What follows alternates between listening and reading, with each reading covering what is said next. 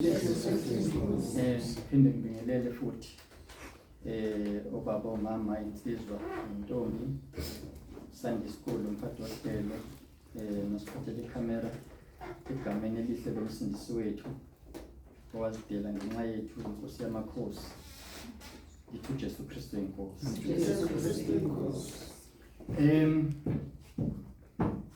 Ngeviki edluleke kade ngingekho bengiseSoweto sakhuluma ngendaba yesihe kodwa indaba ebikhuluma ngesihe neqiniso asangafinyelela ke eqinisweni noma ekukhulumeni ngeqiniso. Ngeviki elandulela lelo sasifunde incwadi kaLuka isahluko 6 verse 46 kuya 48 bengila eMidrand sikhulume kakhulu ngendaba ethi ningibizelani la inkosi ithi ningibizelani ukuthi inkosi ningakwenzi engikushoyo na kusho ukuthi ke sizoqhubeka lapho ke kuLuka 6 verse 46 kuya 48. Engiwe oyeki ntokozo ulimi lunge binisele loveni kuzwa enhlizweni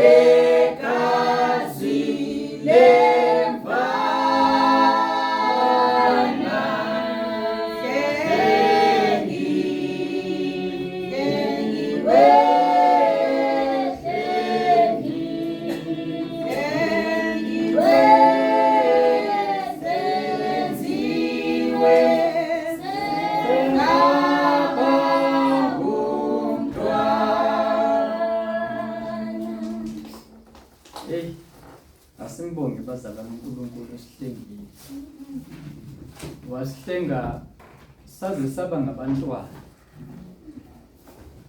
Leli gama lobuntwana line meaning ethize. Kukhona abantu bakaNkulunkulu ngoba bonke abantu badalwe nguNkulunkulu, ngoba iBhayibheli lithi umhlaba nokugcwala kwawo kungokukaNkulunkulu. Usho ukuthi wonke umuntu okhona emhlabeni ungukaNkulunkulu, kodwa kubese kuba khona abantwana bakaNkulunkulu. Usho ukuthi senziwe thina saba ngabantwana bakaNkulunkulu. Yabona ke umntwana omncane impilo yakhe yonke nje idepende kumzali. Akakwazi ukuhlala engekho umzali, akakwazi ukuhlala ngaphandle komzali. And ukudla akudlayo kusuka direct kumzali, uncela ebeleni likamzali. Umntwana lo abathi odokotela uma edla ibele likamama umntwana uyena onempilo ngisho esekhulile. Ujwayele ukusho umama ukuthi akujwayelekile ukuthi ngiphathwe ngumkhuhlane. Khona omunye kweJalimani naye besho kanjalo esithi bayasho kuba ukuthi akajwayele ukuthi aphathwe ngumkhuhlane. Uthi isizathu salokho ngokocwaningo ukuthi umuntu okhule ngebele likamama ngisho semdala ibele likamama liyamgcina. Yabona ke mangaba ungumntwana kaNkulunkulu uyagcinwa noma usuku siphi isigaba, usuku siphi isimo, ngoba ungumntwana ukhuliswa nguNkulunkulu, awuzikhuleli ngokwakho. Umuntu omdala akadependile kumzali, kunalokho kugcina sekuba umzali odepende kuyena. Mdala ke lo. Kodwa umntwana akwenzeki ukuthi angadephendi kumzali. Manje sihlengiwe senziwa abantwana kwase kuthiwa uma ukukholwa kwethu kungafani nokwezingane. Ngamanye amazwi uma singaphenduki sibe ngabantwana ngeke siubone umbuso wezulu, ngoba kusho ukuthi sisengabantu bakaNkulunkulu. Ngikusukela ke lokho kusukela kule culo elithi ngihlengiwe sengenziwe ngaba ngumntwana. Sizofunda ke incwadi kaLuke 6 verse 46 kuya ku-48. Noma sigcine ku-49. Ngicela sivala amehlo.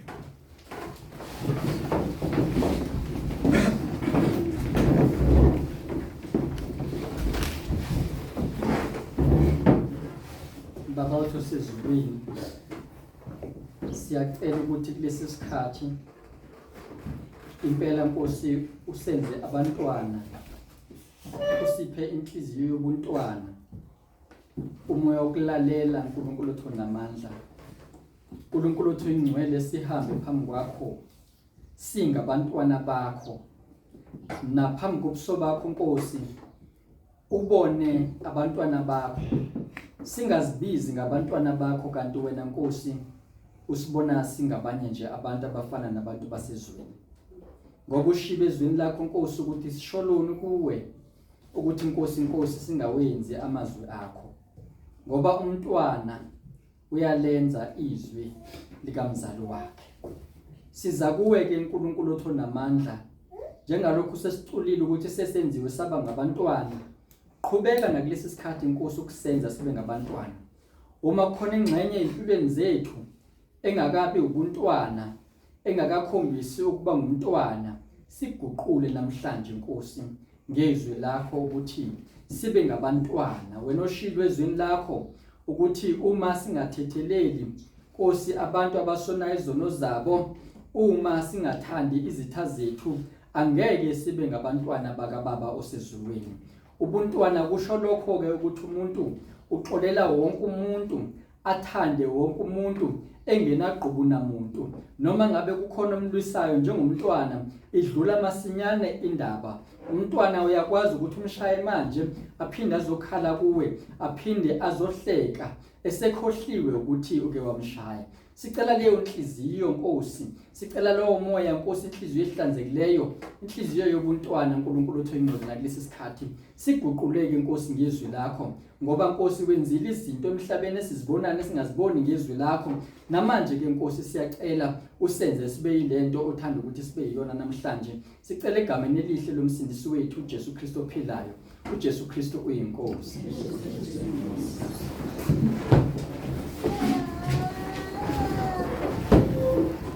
Kuthiwa ke ningibizelani ngokuthi Nkosi ningakwenzi engikushoyo na?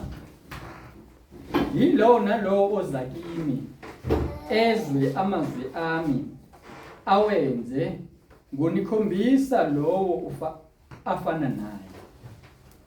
Ufana nomuntu owayakha indlu, wemba, washonisa, wabeka isisekelo edwaleni. Ekufikeni kwesikhukhula umfula washaya leyo ndlu, kepha wawungenamandla ukuyinyakazisa ngokuba yayakhiwe kahle. Kodwa ozwayo enginzi unjengomuntu owakha indlu emhlabathini ingenasisekelo. Umfula wayishaya, yawa masinyane, kwaba kukhulu ukudilika kwaleyo ndlu. Inkosi ibusise ukufunda kwezwi layo. Le ndaba yedwala isingikhumbuza indaba kaNoba. Ithi Inkosi uJesu la verse 47, yilo nalo oza kimi ezwe amazwi ami awenze, ngonikhombisa lwafana naye. uNowa ke ngiyakholwa ukuthi waya uNkulunkulu wakhuluma naye, wayese ezwa amazwi kaNkulunkulu uNowa, wayese ewenza amazwi ashiwo nguNkulunkulu kuNowa, wawakha umkhumbi, kanti lo mkhumbi waphenduka waba idwala lakhe, azokwazi ukuthi aphephe ngoba wenze izwi likaNkulunkulu. Kahle kahle idwala kube yizwi likaNkulunkulu, umkhumbi uyiwona nje ubungeke umsize uNowa uma bekungakhulumanga uNkulunkulu. Baningi abantu abanemkhumbi, abanye benza ngisho imkhumbi abathi ngeke iziwe kodwa noma izike kodwa yazika leyo mkhumbi, bacwila abantu oma-Titanic. Kusho ukuthi ukwakho umkhumbi kukodwa nje kungakhulumanga uNkulunkulu akumsizi umuntu.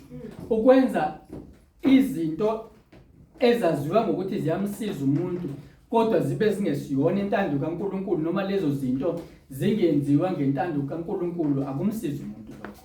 Kodwa umuntu usizwa ukuthi eze kuNkulunkulu, uNkulunkulu mayefika umuntu kuNkulunkulu, into ezokwenziwa uNkulunkulu uzokhuluma. Angeke ukuthi usufikile phambi kaNkulunkulu ufike nje ayithulele nje naye, akwenzeki. Uzofika akhulume, and mayekhuluma ukhulumela ukuthi yizwa, and musuzwile ulindele ukuthi yenza. Uma usuwenzileke uzobe wenze intando yakhe. Bakhona ke ngesikhathi sebatshelile uNowa, noma ke abeza kuNowa bembonisa kumkhumbi, bemangala ukuthi kwenze njani lo muntu sambonisa kumkhumbi kungonakele lutho, mhlawumbe ukude nomfulo omkhulu, ukude nolwandle, kwenze njani.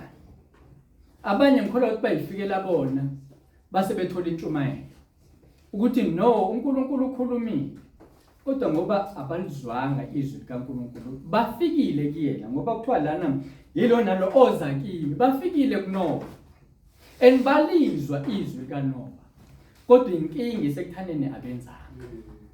Indaba esekuthaneni uyalenza yini izwi likaNkulunkulu sizwile.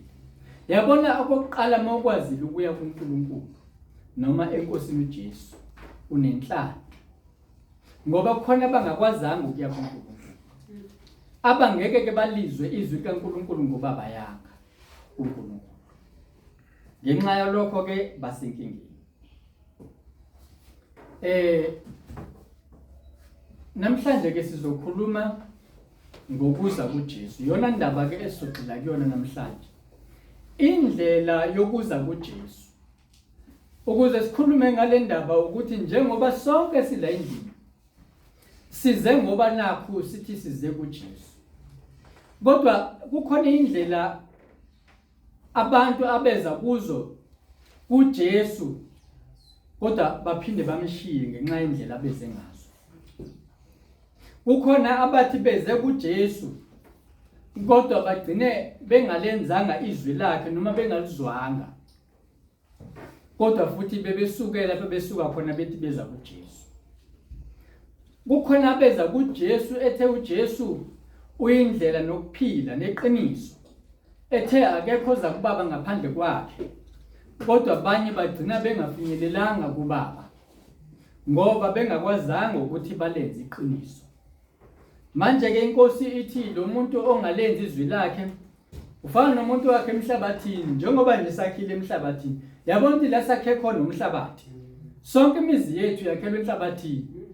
Uthi ke kufana nomuntu onjalo, yabona thina sonke sakhile emhlabathini, le mzimba yethu isazobhubha, isazongcwatshwa kulo mhlabathi.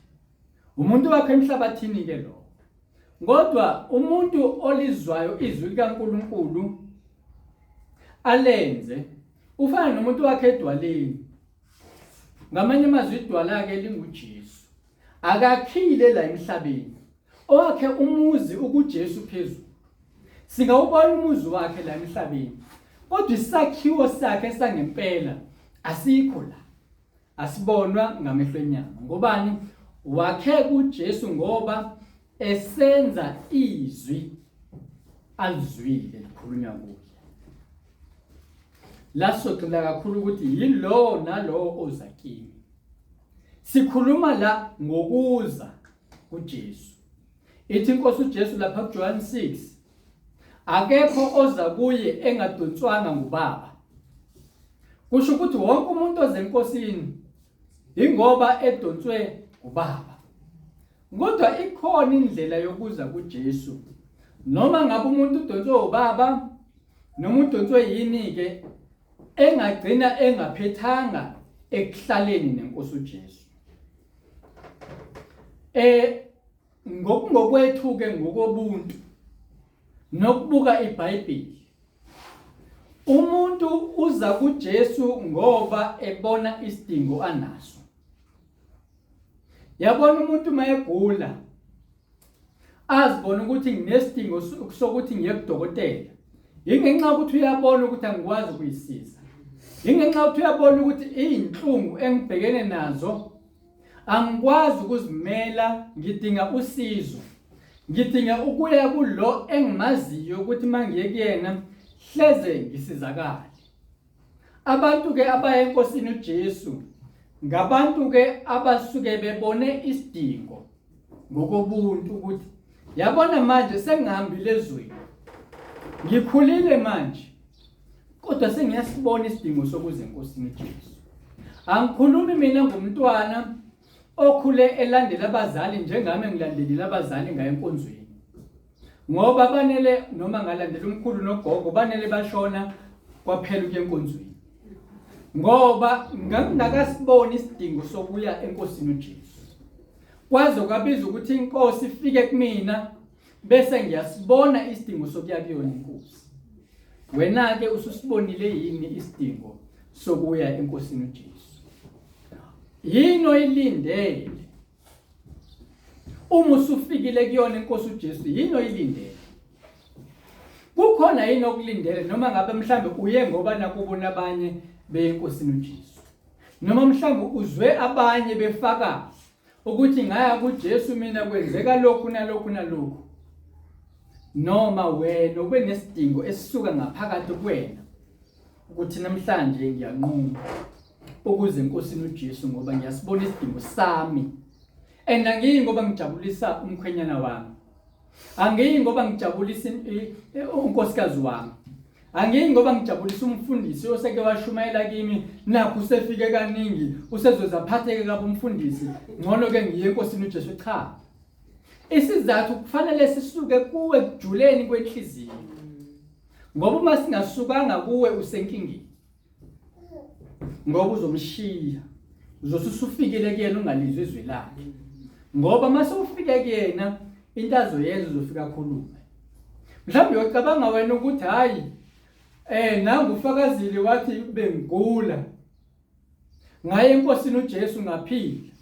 Mhlawumbe wena uthi nawe uye enkosini uJesu uyela ukuphila, mhlawumbe uyofika ngakuphilisi wena, kodwa into ezofika yenza uzokhuluma nakanjani. Asikaze sifike enkonzweni kungashunyayelwa izwi, okuwukuthi njalo uma ufike enkosini uJesu nakanjani into yokuqala guaranteed ezokwenzeka ukuthi izokhuluma. I-priority yakho yokuthi uma ufike enkosini uJesu ekufanele uyilindele uyibheke ukuthi makakhulume.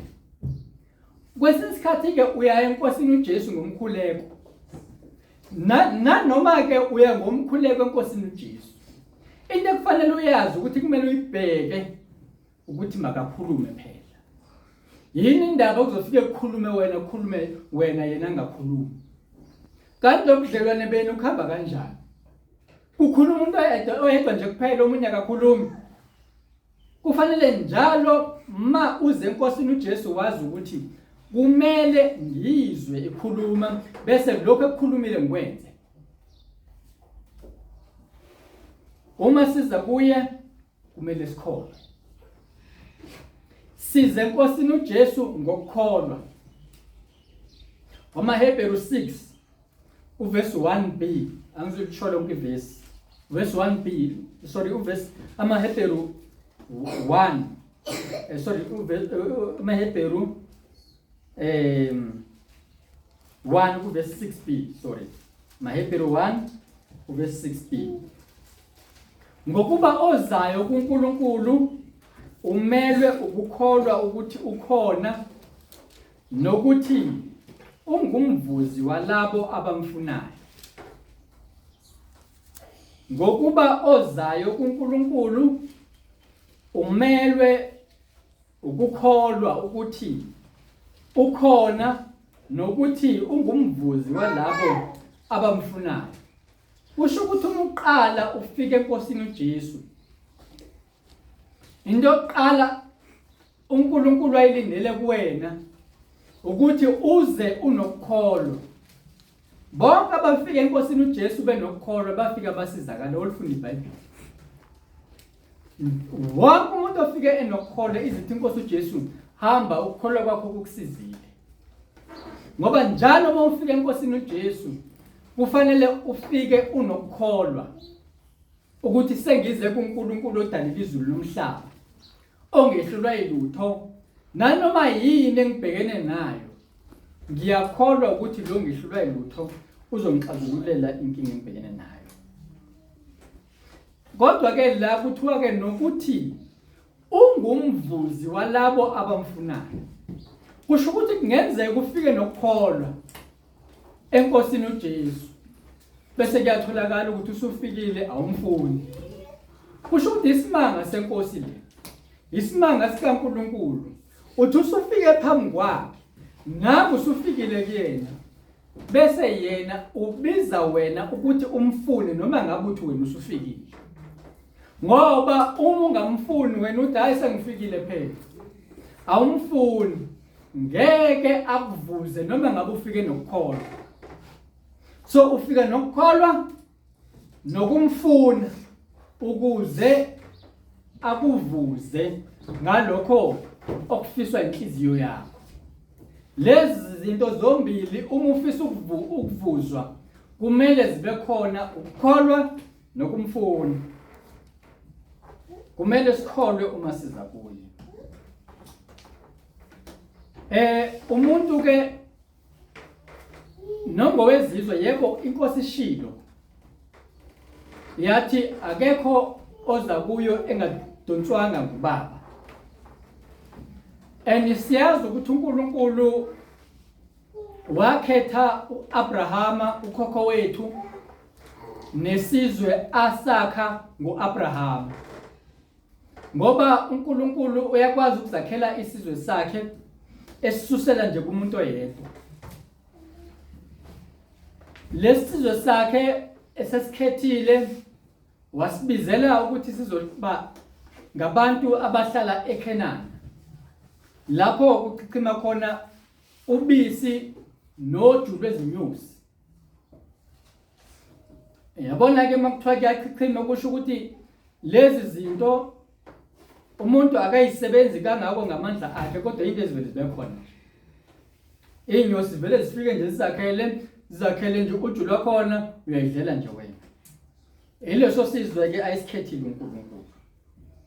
Bese uNkulunkulu wabayala ukuthi ke abaxoshe labantu bezizizwe mabefika khona eKhenani ukuze bahlale endaweni yabo, kuyibona nje abantwana bakaNkulunkulu kungekho umuntu. Kwakusho ke izwi likaNkulunkulu. Bafika nembala, uNkulunkulu wabaxosha abantu baseKhenana, kodwa akabaxoshanga yena ngokwakhe, wasebenzisa bona abantu bakhe ukuxosha abantu ayengabafuni kuleyo ndawo.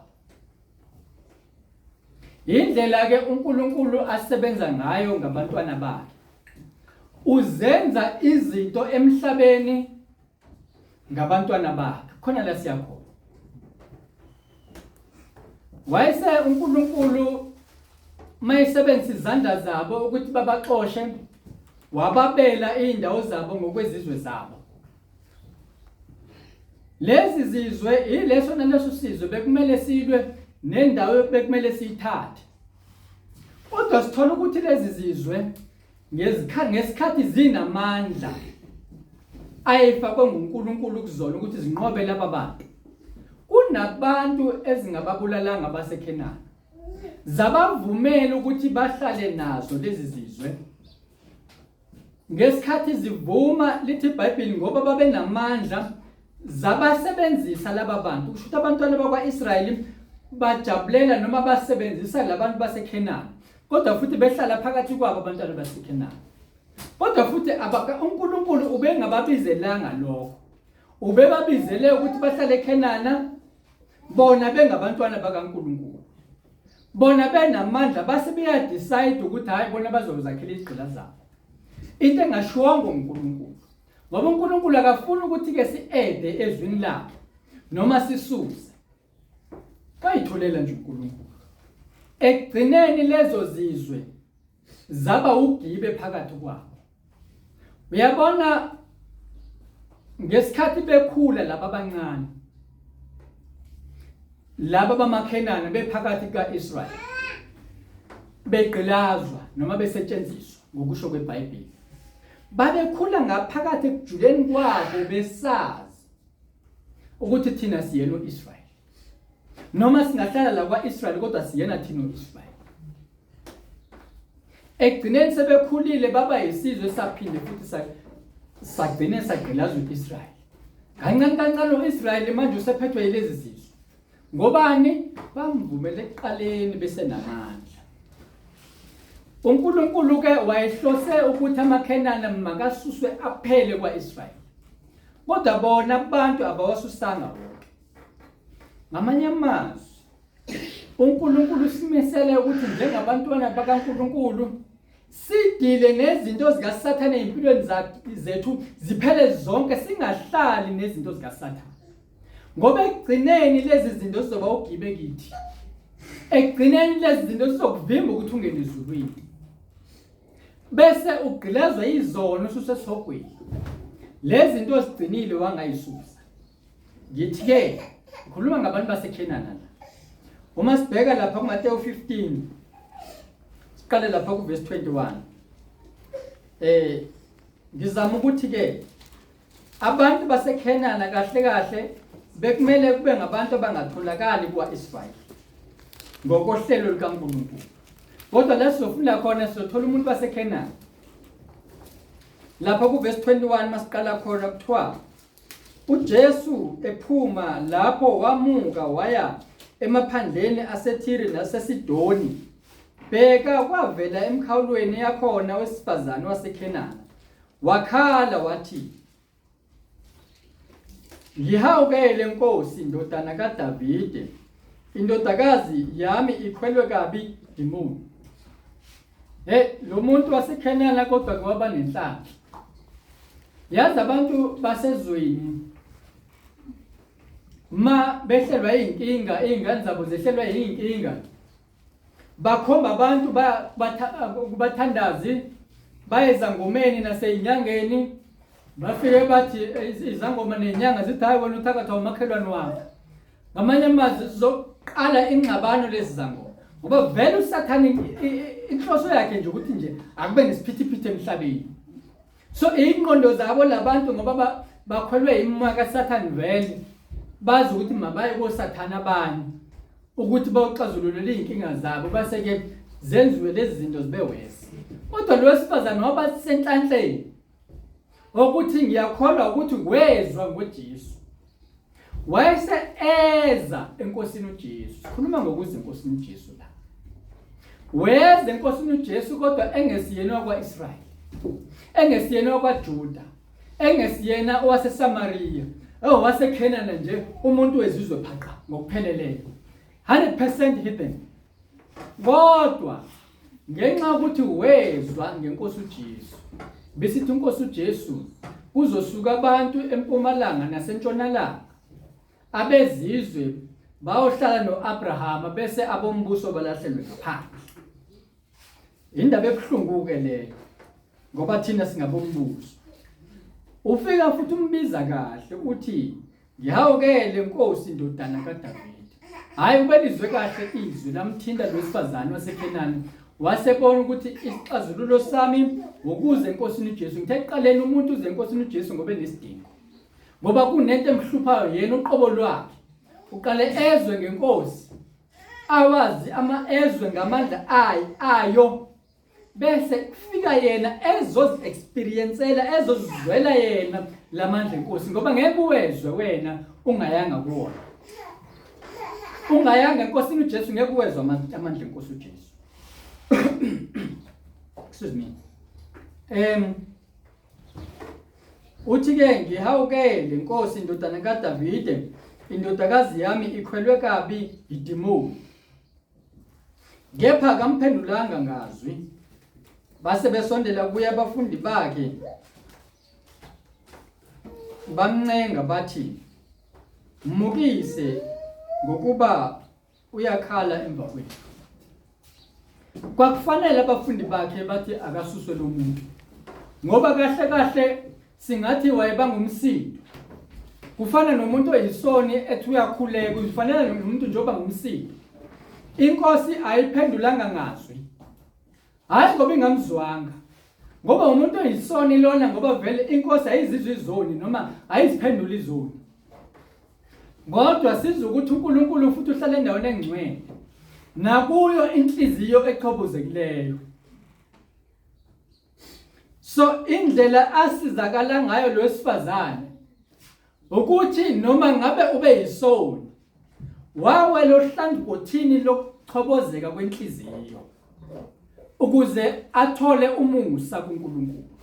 Sikhuluma ngokuza kuJesu, ukuthi uza kuJesu nje inhliziyo yakho injani. Akamphendulanga ngalutho, nabafundi bakhe bathe ngixoshe lo muntu, ngoba kusho ukuthi abafundi bakhe abathandanga ukuthi bamxoshe bona ngokungokwabo, kodwa bathanda ukuthi izwi maliphume enkosini ukuthi hey hamba la, ngoba vele angeke uphendulwe ngoba uyisoni vele wena, ngoba uNkulunkulu akazizwe izoni noma akayiphenduli. Verse 24. Kodwa waphendula wathi, "Angithunyelwanga kwabanye, kuphela ezimvini ezilahlekileyo zendlu yakwa-Israyeli."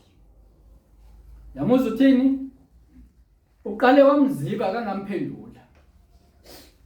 Manje ngiyasola ukuthi wayebelesela lo muntu wesifazane waseKhenani. Egcineni useyaphendula. Uthi, "Angithunyelwanga kwabanye." So yabona mangabe uyisithunywa, kufanele wenze lento oyithunyiwe. So inkosi uJesu nayo ibithunyelwe ezimvini ezidukileyo ezilahlekileyo. Ibingezanga kwabantu bezizwe ngaleso sikhathi. Ibingafikelanga ngaleso sikhathi ukuthi iyoshumayela kwabezizwe noma kusizakala bezizwe. Ibifikele ezimvini ezidukileyo ezilahlekileyo. Kepha wayeseza wakhuleka kuye wathi, "Nkosi, size." Yabona ke inkosi uJesu inayo lento yokuthi uhambe nayo, ube kanye nayo, ube la ikhona. Sithe eqaleni ungumvuzi walabo abamfunayo. Na lo wesifazane usekhona la, and useyawezwa amazwi enkosini uJesu. Ngithi ke inawo lo mkhuba inkosi ukuthi uthi uhamba nayo bese ishaya sengathi yedlula, kukubiza ukuthi wena umfundi. Elithi iBhayibheli lapha abafundi ababe eMawusi bamncengisisa bathi hlala nathi ngokuba sekuyahlwa. Nalo wesifazane wamncengisisa izinto zizimbi, ekhathalela ingane yakhe njengomama kade efakaza la ekhathalela ingane yakhe. Wayesiya enkosini uJesu yamsiza inkosi. Uthi, "Nkosi ngisize." Waphendula wathi, "Akukuhle ukuthatha isinkwa sabantwana usiphonse ezinjaneni." Now inkosi uJesu ithe isinkwa sokuphila, and lesinkwa sokuphila isinkwa sabantwana bakaNkulunkulu. Ngingayikhuluma eqaleni indaba yabantwana ukuthi singabantwana bakaNkulunkulu, senziwe futhi ukuthi sibe ngabantwana bakaNkulunkulu. So inkosi uJesu ke iyisinkwa sabantwana bakaNkulunkulu. So ithi ke akufanele ukuthi lesi sinkwa sivele nje siphonswe enjaneni. Akuhle lokho, kubi, imbi leyo nto phambi kaNkulunkulu ukuthi isinkwa sabantwana siphonswa enganeni ezinjaneni. Izithi inkosi uJesu, "Ningathathi amaphareli niwaphonse ingulubeni, ngoba la mapharela isinkwa sabantwana bakaNkulunkulu."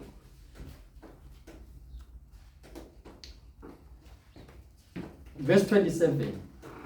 Yena wathi, yebo Nkosi, kepha nezinja zidla ivuthuluka ewa etafuleni labaninizo. 28. Khona uJesu waphendula wathi kuye, "Oh mame, kukhulu ukukholwa kwakho, makube kuwe njengokuthanda kwakho." Indodakazi yakhe yasinda kusukela kuleso sikhathi. Ozayo kuNkulunkulu makakholwe ukuthi ukhona nokuthi ungumvuzi walabo abamfunayo. Lo wesifazane ufike ekholwa ukuthi uzokhuluma noNkulunkulu la. And kwambiza ukuthi amfune ngoba uma wayengazange amfune wayengekamtholi. Uma wayengazange amfune esefikile kena wayengekaze amfumane. Athi uNkulunkulu ngifuneni ngisenokutholwa. Ningibize ngiseseduze. Omubi ashiye indlela yakhe embi. Ngoba indlela yomuntu embi yilenza ukuthi umuntu noma ethi uyamfuna kodwa angamtholi. Umele ukuthi umuntu ashiye indlela yakhe embi afune ubuso bukaNkulunkulu ngoba uzongamtholi usukhona usufikile.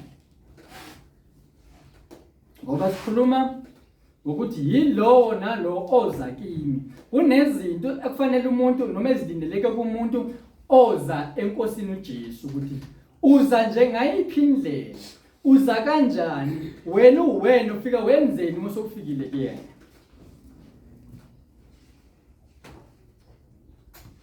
Uma uze kuye unezinto zakho, unempakamo awusizakala. Yabona nje uma ngaba useza kuyena unempakamo njengoba sizwile ngalosifazana waseKhenani. Wazibona wazivuma ukuthi ngiyinja. Kwaphela impakamo. Angeke uphumelele ekuthaneni ube kuJesu uqhubeke nokuba kanye naye uma impakamo ingaphumanga kuwena. Ngoba noSathane wasuswa kuNkulunkulu ngenxa yempakamo. Impakamo iyamsusa umuntu enkosini uJesu. But pride comes before fall. Lapha noma sibheka amakhosi okuqala sahluko 5.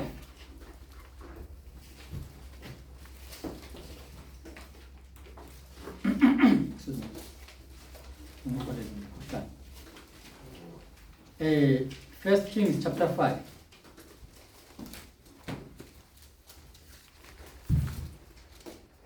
Lapha verse 8 to 15. Sorry, not First Kings. Second Kings.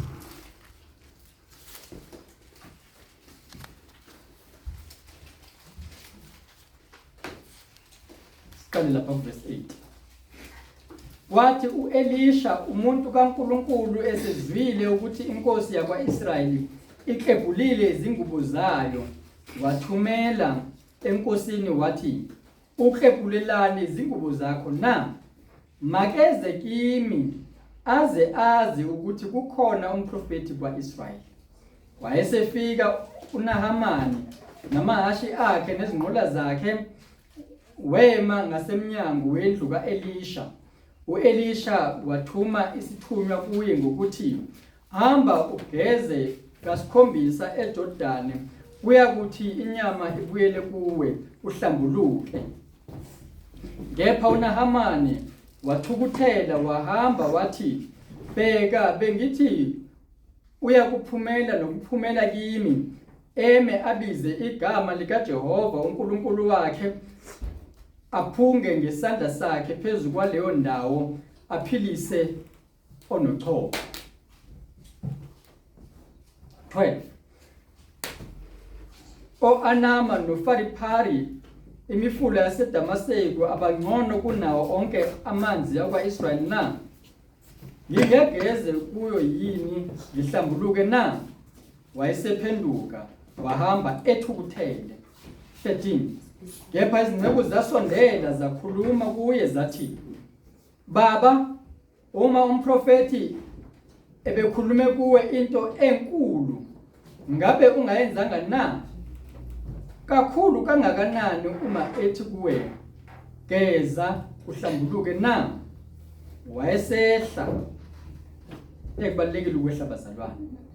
Wayesehla wazicwilisa kasikhombisa eJordani njengezwi lomuntu kaNkulunkulu, inyama yakhe yabuya yaba njengenyama yomntwana omncane, wahlambuluka. Lana ke sikhuluma ngozayo. Naye uNahamani kwakufanele aye kuElisha. Kwesinye isikhathi ke uNkulunkulu, noma ke angithi uNkulunkulu uhlala kubantwana bakhe. Omunye ngicabanga ukuthi ubeya kumuntu kanti uya kuNkulunkulu. Ngoba ngisho uElisha uqobo lwakhe, ukubizwa kwakhe kwafika uEliya. Efika uEliya ebhizi uElisha noyise. Bebhizi nesipani emasimini. Besebenza. Ngoba kaningi inkosi yafika umuntu ebhizi esebenza. Kodwa mase ifike kuyena kumbiza ukuthi ashiye imisebenzi yakhe. NoElisha washiya isipani lapho, washiyise lapho, wahamba walandelana noEliya. Ukuze afumane umusa kaNkulunkulu. Ukuze afumane ekuthaneni ahambe noNkulunkulu, kwabiza ukuthi ashiye abazali bakhe, ashiye imisebenzi yakhe kade iphila ngayo, alandele uNkulunkulu. Kodwa ngaleso sikhathi wayelandela uEliya, kodwa futhi belandela uNkulunkulu, ehamba noNkulunkulu. Kanjalo ke nalana ngizoyinqamulela indaba ukuthi uNahamani ufika nje kwenze njani efika kwaIsrael. Kodwa inkinga yakhe uNahamani eyiqhawe lamandla lase-Aramu enqoba izimpi, inkinga yakhe wayenothoko. Manje lo thoko esezwile ukuthi angasizakala ngokuthi aye kwaIsrayeli ngoba kunomprofeti. Mayifika ethumele enkosini uNahamani, inkosi besicabanga ukuthi hey nangu ezophakiphi nangu. Kebhula ingubo zakho ukuthi hayi uzame indlela yokungena la. Ngoba uyaziyo uNahamani ukuthi uyazinqoba izimpi. So manje inkosi mayizwa lento iyethuka. Ngoba understand ukuthi ukwenzakalani. Kodwa mayisindaba isifika kuElisha, uthi no, inkosi mayingakebhula ingubo zayo. Lo muntu makeze ukuze abone ukuthi kukhona umprofeti kwaIsrael. Sithi ke ozayo kuJesu. Sikhuluma ngokuza la. Kukhona umprofeti kwaIsrael. Mayifika uNahamani ufika ngempakamo. Ngoba into yokuqala ayitholayo ukuthi uEliya akayina kuya nje kuyena. Usolo uElisha. Uvela uElisha uyithumelela umuntu nje. Ukuthi okay, manje ngimtshelela ukuthi hamba ucule kasikhombisa eJordani.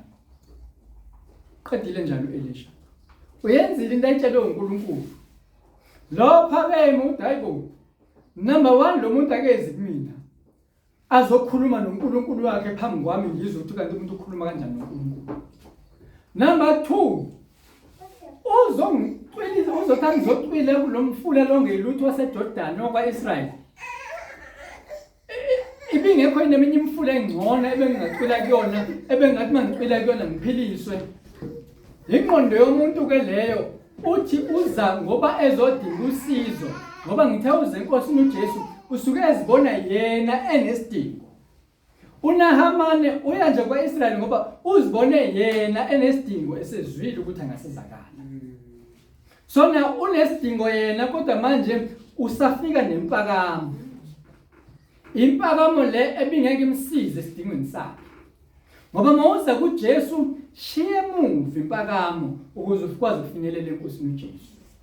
Ngoba umuza nempakamo yakho ngeke ikusendawo impakamo. Hayi wasizwa ke ingceku zakhe. Yabona labantu abangaphansi kwethu abancane, esithi bancane mhlambe isisebenzi sakho, mhlambe ungasizwa isona nje, mhlambe izingane zakho. Wasizwa ingceku zakhe zathi hayibo.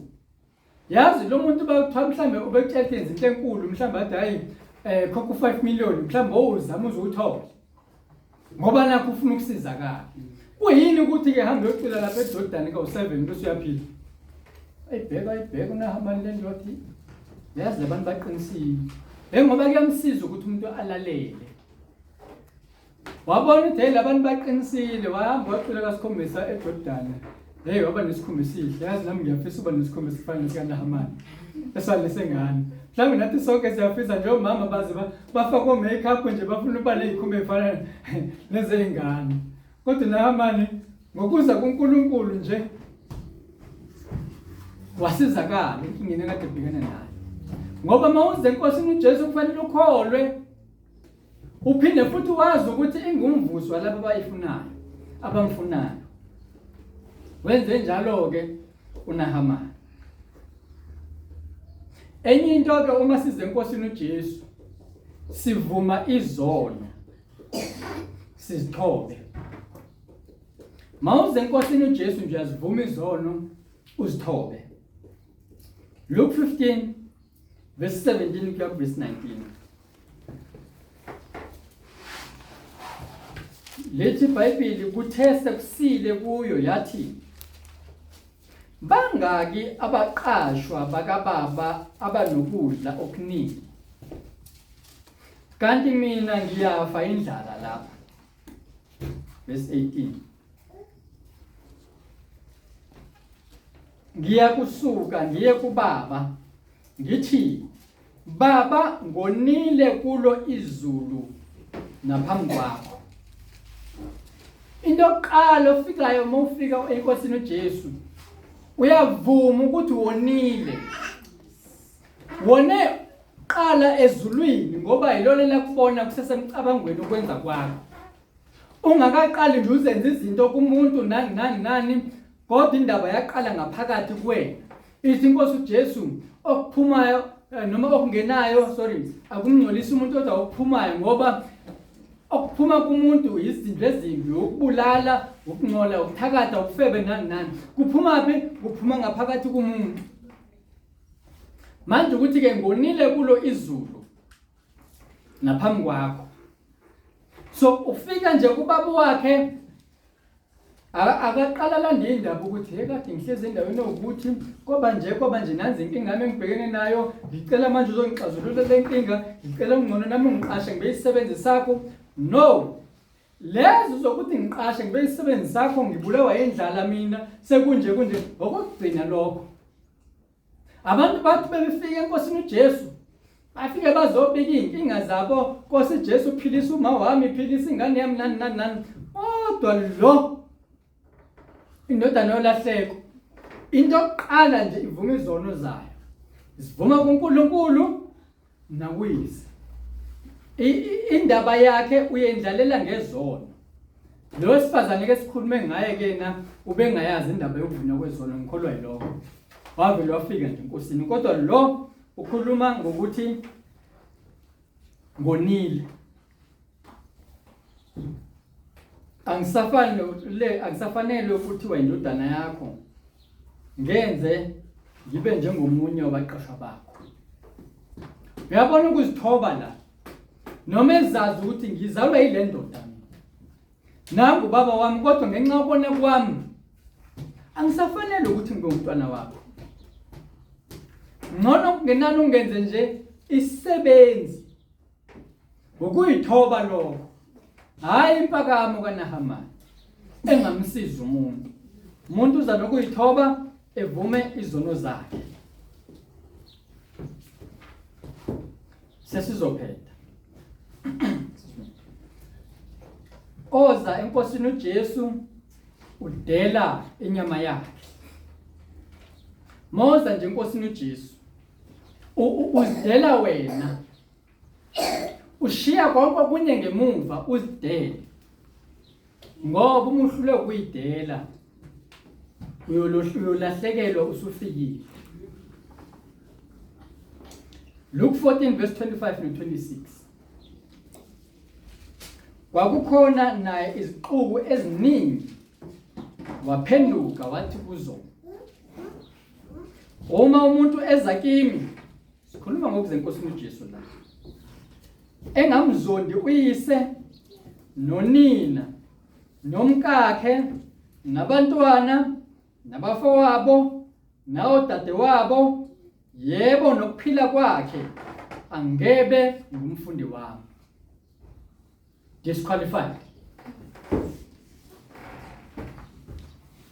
La kwakukhona naye iziqubu eziningi. Useyaphendula bengazi ukuthi uphendula umbuzo noma uphendula inhliziyo zabo noma ubephendula nini. Kodwa uyaphendula la. Kuney'xuku zakhe noma kuney'xuku eziningi la phambi kwakhe. Uyababona abantu baningi kusho ukuthi bonke beze kuyena, bonke laba bantu. Kodwa manje usebachazela imigomo nemibandela yokuza kuye. Ngoba ukuza kuye kunama T's and conditions. Terms and conditions. Abanye bathi T's and C's. They apply ekuzeni inkosini uJesu. Thike uma umuntu eza kimi engadeli uyise. Sike sakhuluma ngoElisha. uElisha wadela uyise. uJohane benoJakobe badela uyise babedoba kanye noyise. Bamshiya uyise balandela inkosi uJesu. Mhlawumbe uyise wabachazela ukuthi hey ngiyakukhumbula madodana ami. Sengikhulile manje akusadobeki kahle. Ngiyangidinga kodwa manje kwabiza ukuthi abazonduyise wabo balandele inkosi uJesu. Nonina mhlawumbe uma wakho uyaphuza acela utshwala noma yini ke engcolile embi noma mhlawumbe ukhonza baphansi ucela imali yokuthi umsize ukuthi akwazi ukwenza lento engcolile phambi kaNkulunkulu.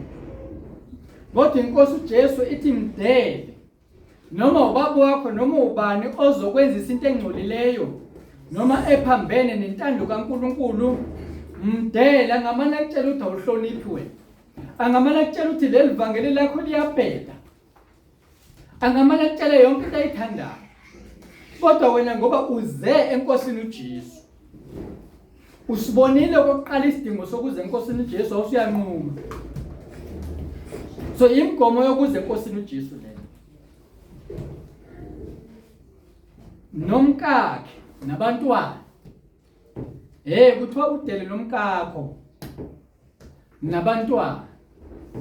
Yabona uAdam kwakuzomsiza ukuthi athi mayifika kuEva ethi asidle phela kwenyana wami athi naye kuthiwe ngingadli la. Wayezobe udele umkakhe lapho. Wayezobe udelile ngenxa yevangeli.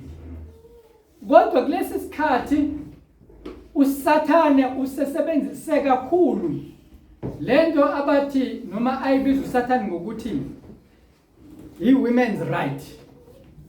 Hayi ukuthi ngithi abesifazane abaphathwe kabi ningangizwa kabi. Kodwa uyisebenzisile uSathane leyo ukuthi afune ukuyophatha imizi emakhaya ngegama lokuthi nje women's right. Enze izinto eziningi ngoba uthi kuthiwa women's right ngoba lithi iBhayibheli abasifazane thina madoda kufanele sibaphathe kahle ngoba bayizinto ezibuthakathaka. Manje uSathane ufuna kaningi ukubabeka lapha phezulu kanti bayizinto ezibuthakathaka. Bese konakala izinto. Angisho ukuthi abangaphakanyiswa kodwa ngithi uSathane usebenzile kakhulu ngomuntu wesifazane. Ngoba ebazi ubuthakathaka bakhe. Mhlambe yikho nje wagijimela kuEva ukuyolinga uEva ngoba esazi ukuthi umuntu wesifazane ubuthakathaka. Yikho ke sebepromote kangaka nje. Angisho ukuthi abangapromote kodwa kukhona abapromote uSathane ngenhloso yokubhubhisa nokubulala. Manje ke ngiyengizwe nasemsebenzini. hawu Nkosi zoma kaThixo unje ye ngeke ngikwenza ukuthi nokuthi hey ngizovelela unkosikazi amadoda asesaba amakhosikazi awo amadoda ngoba abesaba nje aganywe ngoJezebel yabona uJezebel laba bafika vele banamadimoni amadimoni la kubona abusa kubona enza ukuthi amadoda besabe omunye yamangala ukuthi uzwa amadoda lapha kunomhlangano manje amadoda akhuluma wodwa ethi hey ngeke umqala umkami ngemakeup imakeup kahle angiyifuni kodwa angikwazi ukumtshela ngoba soxabana impenga sokubanzi so ngiyamyeka futhi amadoda amaningi akayithanda imakeup kodwa ngenxa asaba omkalo abadedela bayenze abanye bengabefundisi badedele omkabo benza izinto ezirongo ebandleni ngene ibandla seduka lonke ithi iBhayibheli ke udela nomkakho ukuthi uzothina uzokuphatha kanjani wena ukhetha umkakho noma ukhetha inkosi uJesu uze kubani kanti wena ningixoleleke bomama ngeshwa kuleli verse akubhalwanga ukuthi odela nobaba kwakhe angeke nami ke ngiende ngithi dela nobaba kwakho angeke ngikusho lokho ngoba akushongo la nginesizathu ke ngisicabangayo ukuthi indaba kungabhalwanga lokho la ngoba vele abantu besifazane bayizitshe zibuthakathaka mhlawumbe babekubhaliwe lokho la mhlawumbe bebezogibela emakhanda amadoda abo ngegama lokuthi bona beze enkosini uJesu ngegama lokuthi hayi le ndoda yami ayikholwa so mina ngoba ngize enkosini uJesu ngiyayidela ngenza lokhu nalokhu angazi ukuthi why kungabhalwanga la futhi ingashongo inkosi uJesu ukuthi odela nendoda yakhe kuthiwa ke nabafowabo nodade wabo angafika umfowenu noma udade wenu esithi hey nginenkinga la ngino boyfriend noma ngine girlfriend manje ihlwele igirlfriend yami la kufanele ilale la ekhaya noma iboyfriend yami ngizokwenza njani manje kukubiza ukuthi udele zonke lezi umzonde udadewenu noma umfowenu noma ingane yakho umzonde ngamanye amazwi wenze into ezokwenza ukuthi yena athi ukushuthi sifanele yangisonke kanayi ngobumzonde ingoba wena uyazazi ukuthi uze enkosini uJesu manje uma ufika enkosini uJesu inkosi uJesu ayihlangani nezinto ezingcolile awukwazi ukuthi usufike enkosini uJesu bese wamkela izinto ezingcolile ngoba nakho uthi wena izinto ezithinta inyama yakho lezi zinto izinto zakho lezi usufika nalezi zinto enkosini uJesu ngithe mina ekuqaleni uma ufika enkosini uJesu usuku nesidingo sakho nenkosi uJesu wena hayi omunye umuntu manje uvumelanike omunye umuntu azokuphazamisa enkosini uJesu uthi usufikile enkosini uJesu nangu umkakho usefika uzokuphazamisa naba abantwana bakho bazokuphazamisa naba bafona nodade wenu bazokuphazamisa bazokwenza ukuthi ungabisakwazi ukufuna inkosi uJesu ngoba bafika nezinto ezingcolisayo nezinto ezikususa ebukhoneni benkosi uJesu so kumele siqaphele lezo zinto uma sifuna ukuthi sibe ngabafundi bayo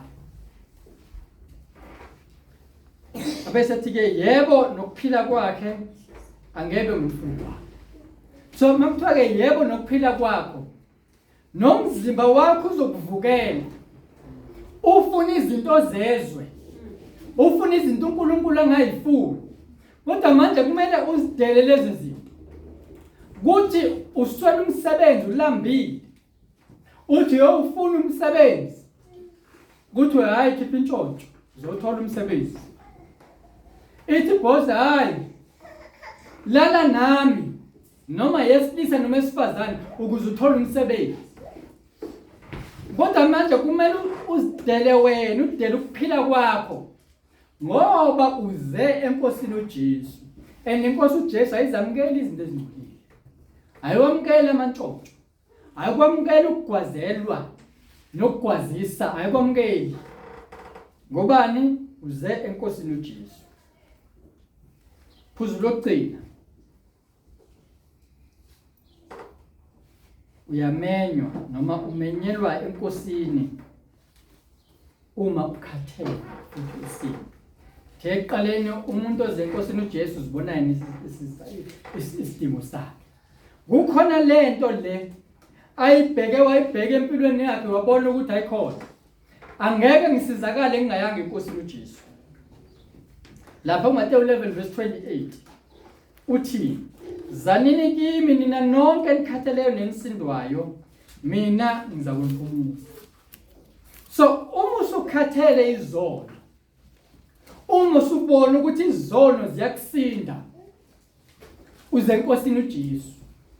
Uma usubona ukuthi izinto zezwe ziyakuhlula, ziyakusinda, awusazithokozeli, awusazijabuleli, uze enkosini uJesu. Uma usaya enkosini uJesu kanti usathanda izinto zezwe, uyendaweni eronke. Uhambe kabi. Angeke kukusize ukuthi uye enkosini uJesu kanti wena usathanda izwe. Ngoba ithi inkosi uJesu, wozani kimi nina nonke enikhathele nenisindwayo. Kusho ukuthi uma ungakhathele izono, ungasindwa izono, ungeze enkosini uJesu. Ngoba ngeke kukusize. Ngoba ukwazi ukuhlala kuyo nezono zakho.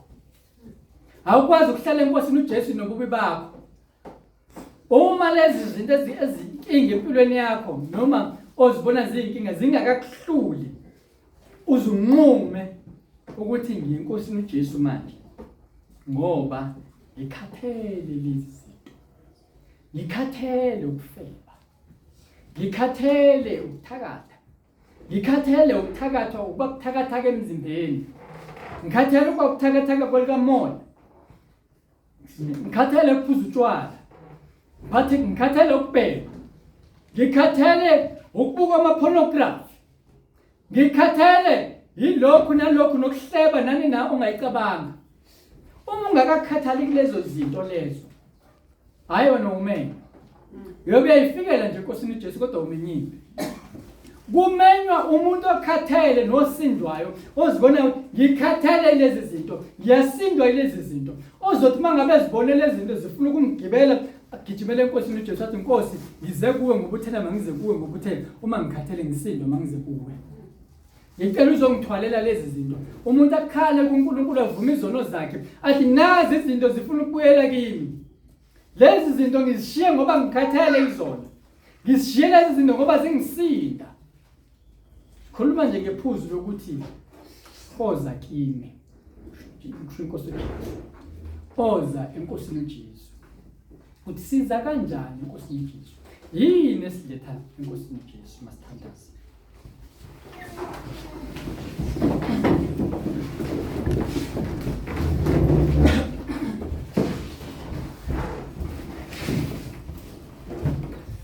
Siyabonga kuNkulunkulu ongcwele ukusifundisa namhlanje ukuthi kuphi kumele sikwenze uma sithi siza kuwe.